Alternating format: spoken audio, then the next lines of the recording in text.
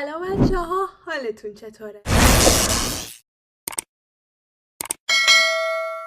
امروز اومدم با ویدیو دوالی استودیوم که خیلی وقت بود و گلش رو بهتون داده بودم و گفته بودم که پاورپوینتی که برای خود ما توی سایت دانشگاهمون آپلود کردن، سایتی که شوله برای ما درست کرده رو من براتون ریز به ریز بررسی میکنم.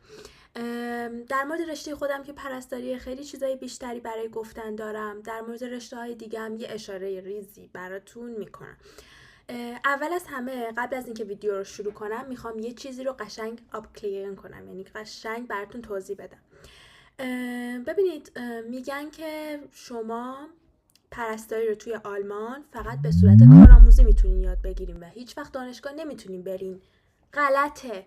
شما پرستاری رو توی آلمان میتونید حتی به صورت آکادمیزیک شده بخونیدش، یعنی به صورت آکادمی هم میشه اونو خوند و حتی دانشگاه هم میشه رفت، یعنی کاری که من انجام دادم. پس این تصور که وقتی من میگم دانشجوی پرستاری ام بعضیا میان برای من مینویسن که تو فقط آشبیلدونگ میکنی، غلطه. یعنی شما میتونین آلمان دانشگاه پرستاری برین و علاوه بر آشبیلدونگتون هوخشوله یا دانشگاه هم برین. این از این. پس میشه پرستاری رو هم به صورت آشبیلدونگ انجام داد، هم به صورت چی میگی تو؟ خب حالا فقط آسبیلدونگ چیه؟ ببینیم بچه ها، فقط کسی که آسبیلدونگ انجام میده هم شوله یا مدرسه پرستاری رو میره. یعنی کسی که فقط آسبیلدونگ انجام میده میره سر کار، میره شوله، میره سر کار، میره شوله و همینطوری تا پایان دوره ادامه پیدا میکنه تا وقتی که امتحانش رو میده و میشه یک اگزامینیر تکرانکن شوستا. که این چی میشه؟ یعنی یه کسی که امتحانش رو پس داده و پرستاره. اما کسی که دوالی استودیوم انجام میده هم شوله میره، یعنی هم مدرسه پرستاری میره، هم میره سر کار، هم دانشگاه میره. خیلی سخت در شد. حالا میتونم این تصور کلی رو بهتون بدم که دوالی استودیوم چیه. من الان اسکرین رو شیر میکنم براتون و این پاورپوینت رو بهتون نشون میدم.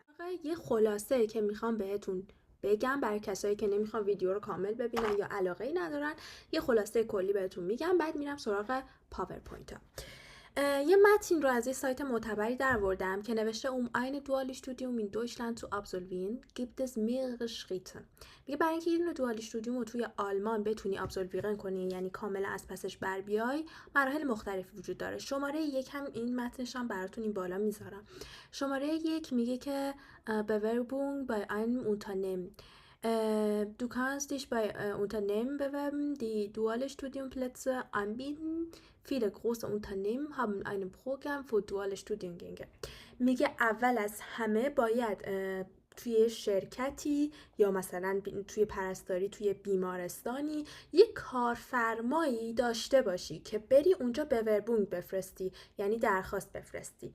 این قدم اوله. یعنی شما هیچ وقت نمیتونین برین یه هوخشوله و بعد بگی که من میخوام پرستاری بخونم. این امکانش وجود نداره. شما اول باید به یه آربایتگبا یا کارفرما یا یه شرکتی وصل باشین. شماره دو نوشته که Anschreibung an einer Hochschule. بعد برای این هوخشوله که این شرکت به یه هوخشوله معمولاً وصله. خب این هوخشوله‌ای که هوخشوله شاید کسی بخواد ترجمه کنه به فارسی میگه که مدرسه است یا مدرسه مثلا یه ذره بهتره. نه، هوخشوله همون دانشگاهه. یعنی ما دانشگاه داریم، یونیورسیته داریم، تو آلمان هوخشوله داریم. هوخشوله هم همون دانشگاهه، با این تفاوت که توی هوخشوله مثلا شما یکم بیشتر یاد میگیرید، حتی توی دانشگاه خیلی آکادمیک شده یاد میگیرید. بازم میگم هوخشوله همون دانشگاهه که توش کار عملی بیشتر داره. حالا کار عملی به این معنی نیست که شما قرار بیشتر کار کنین یا برین سر کار، به این معنیه که مهارت بیشتری توش یاد میگیرین که بیشتر مردم این نظر دارن در مورد هوخشوله، ولی هوخشوله همون دانشگاهه. بعد میگه که شما بعد برای این هوخشوله یا دانشگاه بعدش بنویسید. این دانشگاه ممکنه که به اون شرکتی که شما بهش وصلید وصل باشه. یعنی اکثر بیمارستان‌های مثلا تو رشته من معمولاً به یه دونه هوخشوله یا شوله وصلن. شوله رو که قطعاً باید وصل باشن اگه آوتسوبی یا کسی رو میگیرن برای آوسبیلدونگ. هوخشوله هم معمولاً قرارداد دارن باهاشون یا اینکه همکاری میکنن و اگه کسی بخواد مثلا بره دانشگاه معرفی میکنن به این هوخشوله. ولی این چیزی که اینجا نوشته اینه که برای این هوخشوله بنویسین Parallel zur Bewerbung bei Unternehmen musst du dich auch in einer Hochschule anschreiben, die den gewünschten Studiengang anbietet. میگه شما همزمان با این درخواستی که به شرکت میدید باید برای هوخشوله هم بنویسید که اون رشته‌ای که شما دلتون میخواد رو داره. شماره 3 Auswahlverfahren des Unternehmens. Das Unternehmen führt oft ein Auswahlverfahren durch das Bewerbungsgespräch, Test oder Assessment Center umfassen kann. اینجا میگه که اون شرکت از شما قطعا یه دونه Bewerbungsgespräch میخواد، یعنی میخواد با شما مصاحبه تصویری شاید داشته باشه، یا اگه تو آلمانی مثلا حضوری میخواد با شما صحبت کنه که به شما حالا مثلا تاییدیه رو بده، بگی که من میتونم شما رو به عنوان نیرو داشته باشم، یا ممکن از شما تست بگیره. حالا مثلا برای پرستاری اینجوریه که اکثرا شما باید مصاحبه کنین، مصاحبه آنلاین تصویری داشته باشین باهاشون. میگه که خب این تست رو از شما میگیرن یا این گشبقش یعنی گفتگو رو با شما خواهند داشت.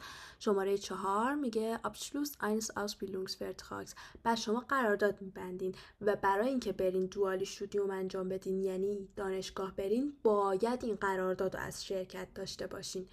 دقیقاً کاری که من کردم، اول قرارداد آسبیلدونگم رو بستم و بعد از این قرارداد استفاده کردم و بعد 1 سال برای هوخشوله درخواست فرستادم.